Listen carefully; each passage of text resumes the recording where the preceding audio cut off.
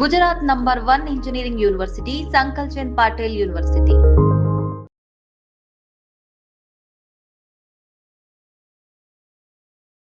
SLBC టన్నెల్లో rescue operation ఇంకా కొనసాగుతోంది. దాదాపుగా 30 రోజులు అవుతుంది. అంటే నెల రోజులు దాటింది కానీ 8 మంది ఎవరైతే కార్మికులు మిస్ అయినరో అందులో కేవలం ఒక మృతదేహాన్ని మాత్రమే బయటికి తీశారు.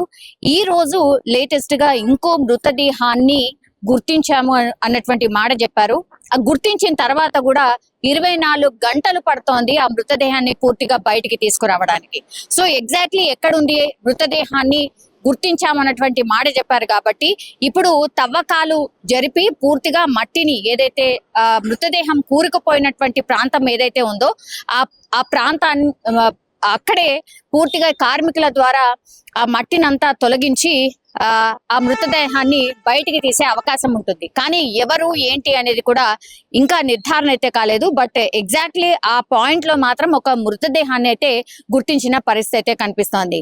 ఎస్ఎల్బిసి టన్నల్ ఎప్పుడైతే ఈ కూలిందో అప్పటి నుంచి కూడా దీన్ని ప్రభుత్వం కావచ్చు లేదంటే ఈ రెస్క్యూ బృందాలు కావచ్చు పూర్తిగా సీరియస్ గా ఈ రెస్క్యూ ఆపరేషన్ ని చేపట్టినప్పటికీ కూడా అడుగడుగున వీళ్ళకి ఆటంకాలే ఎదురయ్యాయి. అంటే తవ్వినా కొద్దిగా లోపలికి వెళ్తున్నా కొద్దిగా రెస్క్యూ చేస్తున్నటువంటి టీం కి మాత్రం అవరోధాలే ఎదురవుతున్న పరిస్థితి. పైనుంచి కొంత మట్టి కూలుతోంది. అట్లాగే ఇది అత్యంత డేంజరస్ జోన్ ఏదైతే ఉందో అక్కడ పూర్తిగా ఈ రెస్క్యూ ఆపరేషన్ చేపట్టడానికి అంత అనువైనటువంటి ఆ ప్రాంతంగా లేదు అన్నటువంటి మాట రెస్క్యూ బృందాలు పదే పదే చెప్తున్న నేపథ్యంలో చాలా స్లోగానైతే ఈ రెస్క్యూ ఆపరేషన్ నడుస్తోంది. రోజుకి కనీసం దగ్గర ఆ ప్రాంతంలో 700 మంది కార్మికులు నిరంతరాయంగా అంటే 3 షిఫ్ట్లలో ఈ రెస్క్యూ ఆపరేషన్ లో పాల్గొంటున్న పరిస్థితి అయితే కనిపిస్తోంది. సో నెల రోజులు అయిపోయింది. బాధితుల కుటుంబాలు ఎవరైతే ఉన్నారో పాపం వాళ్ళ కోసము ఇంకా కూడా ఆ కుటుంబాలు ఎదురు చూస్తున్న పరిస్థితి అయితే కనిపిస్తోంది. ఒక భరోసా అయితే ఇస్తోంది ప్రభుత్వం, మిమ్మల్ని ఖచ్చితంగా మేము ఆదుకుంటాం, మీకు అండగా ఉంటామన్నటువంటి మాటలు అయితే చెప్తుంది. కానీ లోపల ఎవరైతే చిక్కుకుపోయి ఉన్నారో కార్మికులు ఎవరైతే లోపల ఉండిపోయారో వాళ్ళు ఒకవేళ బయటకు వచ్చిన తర్వాత ఎట్లా ఉంటది అంటే వాళ్ళ డిఎన్ఏ టెస్ట్ చేసిన తర్వాత మాత్రమే కొంత నిర్ధారణకు వచ్చే అవకాశం ఉంటుంది.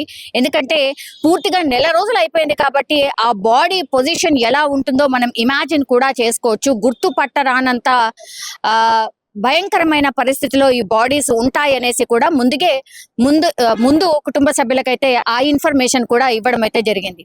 సో ఇప్పుడు ఎప్పుడైతే ఈ టీబీఎం విషయం అంటే అత్యంత టెక్నాలజీ ద్వారా ఈ టన్నల్ తవ్వకం జరుగుతున్నటువంటి ఈ టీబీఎం మిషన్ ఏదైతే ఉండిందో అది పూర్తిగా ధ్వంసమైపోయిన పరిస్థితి. ఎందుకంటే ఆ బాడీస్ అక్కడే చిక్కుకుపోయాయి కాబట్టి ఆ మెషిన్ ని కట్ చేస్తూ ఇప్పుడు లోపలికి మెల్లిగా ఎంటర్ అవుతున్నారు కాబట్టి ఒక్కొక్క బాడీ బయటకు వస్తున్న పరిస్థితి. ఇప్పుడు టీబీఎం మిషన్ పూర్తిగా ధ్వంసం అయిపోయింది.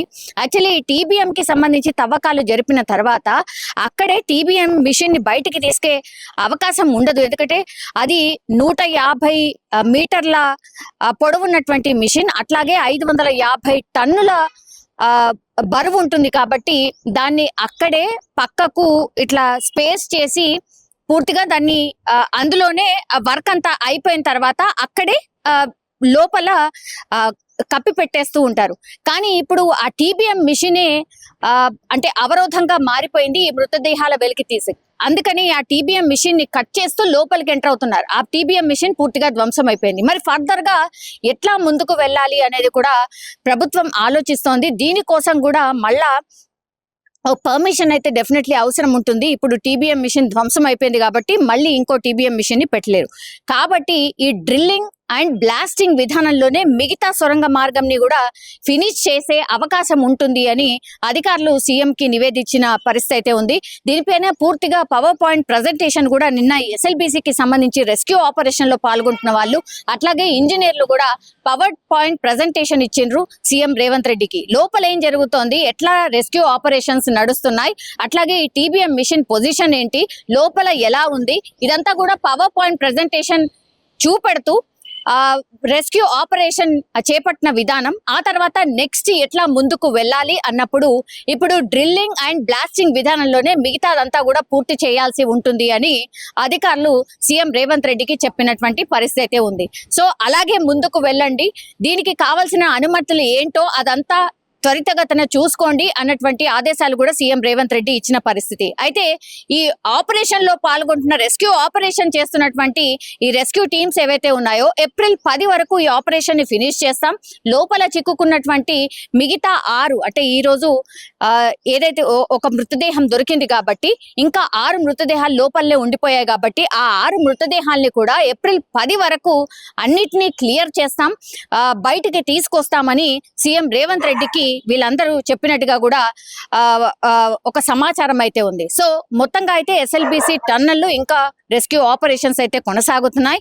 ఈ రోజు ఇంకో మృతదేహం ఫైండ్ అవుట్ అయింది కాబట్టి ఇంకా కూడా త్వరితగతిన ఫాస్ట్ గా ఈ వర్క్ ని చేపడతాం. ఏప్రిల్ 10 వరకు ఎస్ఎల్బిసి టన్నెల్లో ఉన్నటువంటి అన్ని మృతదేహాలు, కార్మికుల మృతదేహాలు అన్నిటినీ కూడా క్లియర్ చేస్తాం, బయటికి తీసుకొస్తామనే ప్రామిస్ అయితే అధికారులు సీఎం రేవంత్ రెడ్డికి చెప్పిన సిచ్యువేషన్ అయితే కనిపిస్తోంది. ఒక్కొక్క బాడీ బయటకు వస్తున్న పరిస్థితి. ఇప్పుడు టీబీఎం మిషన్ పూర్తిగా ధ్వంసం అయిపోయింది.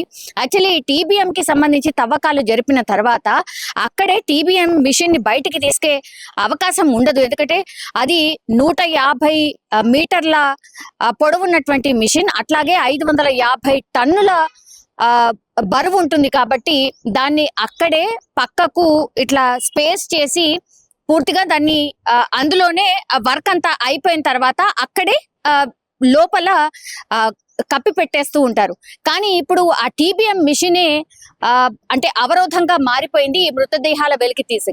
అందుకని ఆ టీబీఎం మిషన్ ని కట్ చేస్తూ లోపలికి ఎంటర్ అవుతున్నారు. ఆ టీబీఎం మిషన్ పూర్తిగా ధ్వంసం అయిపోయింది. మరి ఫర్దర్ గా ఎట్లా ముందుకు వెళ్ళాలి అనేది కూడా ప్రభుత్వం ఆలోచిస్తోంది. దీనికోసం కూడా మళ్ళా పర్మిషన్ అయితే డెఫినెట్లీ అవసరం ఉంటుంది. ఇప్పుడు టీబీఎం మిషన్ ధ్వంసం అయిపోయింది కాబట్టి మళ్ళీ ఇంకో టీబీఎం మిషన్ ని పెట్టలేరు. కాబట్టి ఈ డ్రిల్లింగ్ అండ్ బ్లాస్టింగ్ విధానంలోనే మిగతా సొరంగ మార్గంని కూడా ఫినిష్ చేసే అవకాశం ఉంటుంది అని అధికారులు సీఎం కి నివేదించిన పరిస్థితి అయితే ఉంది.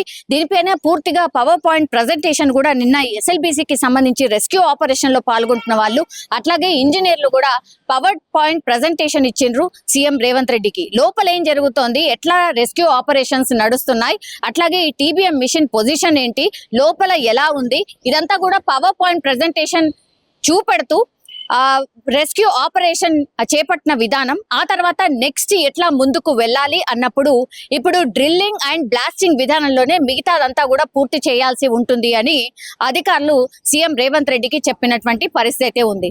సో అలాగే ముందుకు వెళ్ళండి, దీనికి కావాల్సిన అనుమతులు ఏంటో అదంతా త్వరితగతిన చూసుకోండి అన్నటువంటి ఆదేశాలు కూడా సీఎం రేవంత్ రెడ్డి ఇచ్చిన పరిస్థితి. అయితే ఈ ఆపరేషన్ లో పాల్గొంటున్న రెస్క్యూ ఆపరేషన్ చేస్తున్నటువంటి ఈ రెస్క్యూ టీమ్స్ ఏవైతే ఉన్నాయో ఏప్రిల్ 10 వరకు ఈ ఆపరేషన్ ని ఫినిష్ చేస్తాం. లోపల చిక్కుకున్నటువంటి మిగతా 6 అంటే ఈ రోజు ఏదైతే ఒక మృతదేహం దొరికింది కాబట్టి ఇంకా 6 మృతదేహాలు లోపల